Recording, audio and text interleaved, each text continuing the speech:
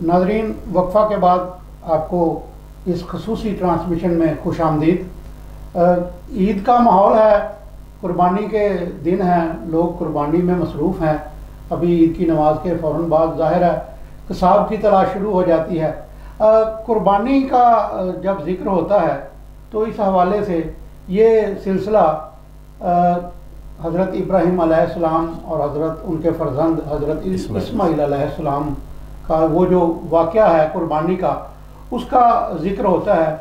इसे कमो बेश 3750 साल हो गए, 3750 साल से ज़ायद का वक्त गुज़र चुका है और उस वक्त से ये कुर्बानी का सिलसिला चला आ रहा है। ये सिर्फ जानवर का कुर्बान कर देना या उसे ज़िबा कर देना ही कुर्बानी नहीं, इसके पीछे एक पूरा फ़लसफ़ा है। इस हवाले से हम मोहम्मद राशिद मुजद्दी साहब से कोई थोड़ी सी मालूमात लेंगे कि इसके पीछे क्या फ़लसफ़ा है, हमारे जो नई नस्ल है उसे कुछ इस बारे में बताएं मज़ीद।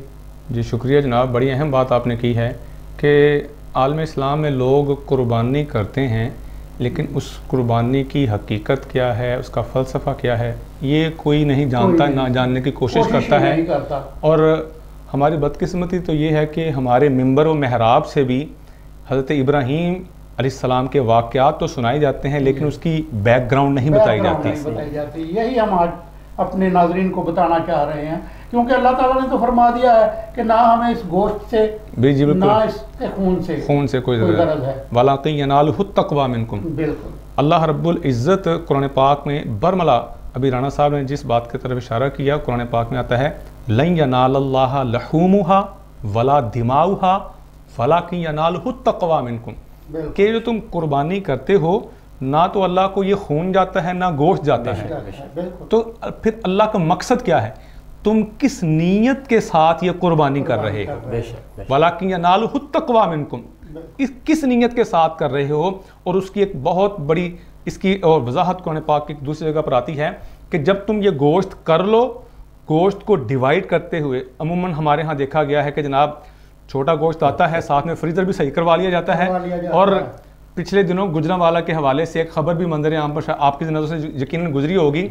उस बंदे ने कहा कि जनाब पिछले साल का संभालो, मैंने गोश्त आखिरी शापर निकाल के इस्तेमाल कर लिया है। हालांकि कुरान कहता है फ़कुलू मिन्हा व अतिमुल कानिया वल मुअतर्रा, तुम खुद खाओ, सफ़ेद पोश लोग उनको खिलाओ और जो मांगते हैं उनको दो।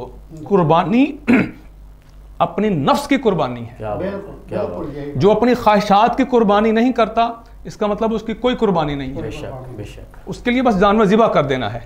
तो राना साहब ने ये जो कुर्बानी का फ़लसफ़ा पूछा है, तो मैं समझता हूँ कुरान की आयत की रोशनी में ये दूसरों के दुख दर्द में शरीक होना है। वो जिनको सारा साल गोश्त नाम की कोई चीज़ नहीं मिलती, कुरान कहते हैं उनको अपने साथ शामिल करो। बेशक ये फ़लसफ़ा डॉक्टर साहब, इस हवाले से मैं आपसे भी थोड़ी सी गुफ्तगू करूँगा कि ये जो कुर्बानी का ये जो फ़लसफ़ा है, इसमें हम वो वाक़या तो अमूमन हमारे मेंबरों से भी सुनाया जाता है कि हज़रत इब्राहीम अलैहिस्सलाम की तकलीद में हम कुर्बानी करते हैं। वो जो हज़रत इस्माईल अलैहिस्सलाम का जो उस पर वो क्या कहते हैं कि इलामा इकबाल का वो शेर है कि सिखाए किसने इस्माईल को आदाब फ़र्जंदी।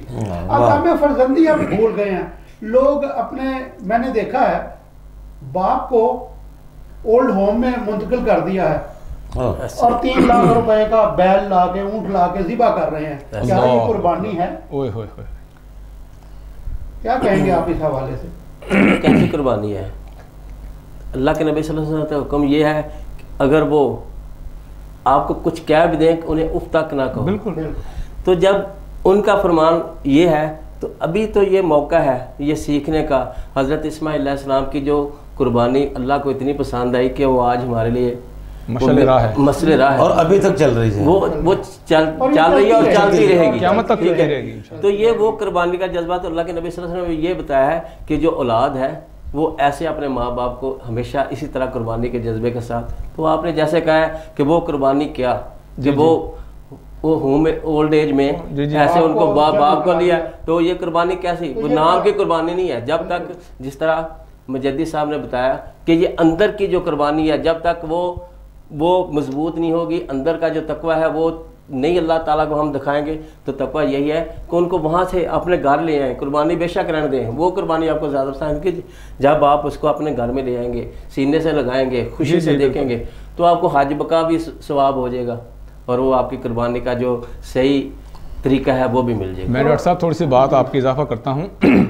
ایک شخص حضور کی بارگاہ میں حاضر ہو کے عرض کرتا ہے یا رسول اللہ میرا باپ میری دولت میں سے میرے پوچھے بغیر خرچ کر دیتا ہے, مجھ سے نہیں پوچھتا.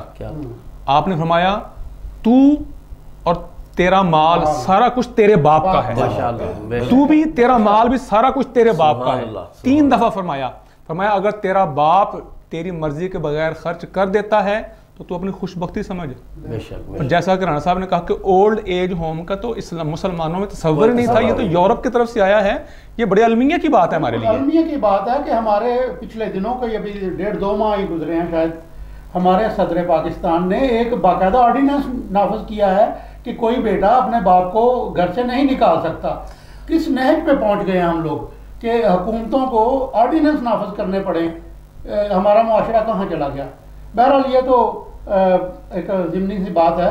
تو تحسین صاحب اس حوالے سے آپ بھی گفتگو میں شریک آپ کو کرتے ہیں. جی بڑی مہربانی. موسم کے حوالے سے آپ بات کریں, کچھ دنوں سے بڑا حبس تھا اور بہت سانس رک رہا تھا. عید قرباں آئی, کچھ اس کے مسائل بھی پیدا ہوئے مویشی منڈیوں میں.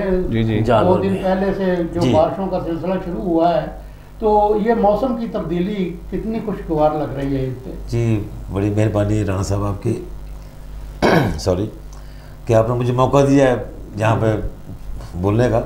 تو سب سے پہلے تو میں اپنے تمام ناظرین کو جو اس وقت ہمیں دیکھ رہے ہیں, ان تمام پاکستانیوں کو جہاں جہاں بھی مسلمان پوری دنیا میں رہائش پذیر یا آباد ہے, ان کو میری طرف سے اور اس ادارے کی طرف سے رقص جو نیوز ہیڈ اپنا چینل اس کے تمام اسٹاف کی جانب سے تمام اہل اسلام کو عید مبارک.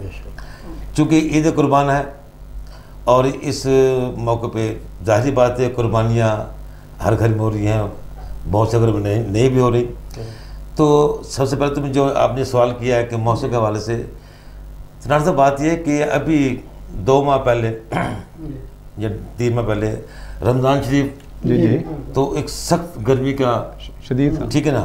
لیکن میں یہ کہتا ہوں کہ جب بھی رمضان شریف آتا ہے, چاہے جون میں آتا ہے, مئی میں آتا ہے, یہ اللہ پاک کی بڑی خاص رحمت ہوتی ہے کہ اللہ پاک اپنے بندوں کے لیے وہ دن ٹھنڈے کر دیتا ہے. تو یہ عید قربان ہے. ظاہر بات ہے ابھی 2 روز پہلے بلکہ گزشتہ ہفتے میں انتہا کی گرمی تھی اور ہم میں وہ تھی کہ ظاہر بات ہے ابھی پچھلے دنوں جانور بھی انتقال کر کے گرمی سے. تو جب جانور انسان تو انسان ہے, تو یہ اللہ پاک کی میں سمجھتا ہوں بڑی رحمت ہے کہ عید قربان ہے. اور یہ قربان کس کے لیے ہوتی ہے, تو میں سمجھتا ہوں کہ اس مناسبت سے اللہ پاک کی بڑی رحمت ہے کہ ان دنوں میں آ کے یہ بارشیں ہو گئی ہیں اور موسم ٹھنڈا ہو گیا. بارشیں ایک تو ہوتی ہے نا موسلا دھار, ایک ہوتی ہے دھواں دھار.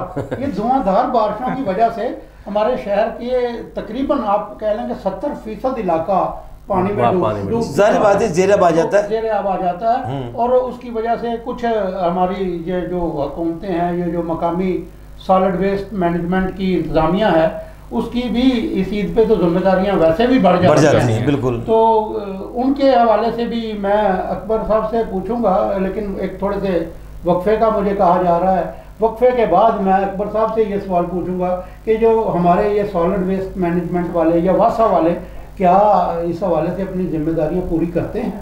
تو وقفے سے بعد سے آپ اس کا جواب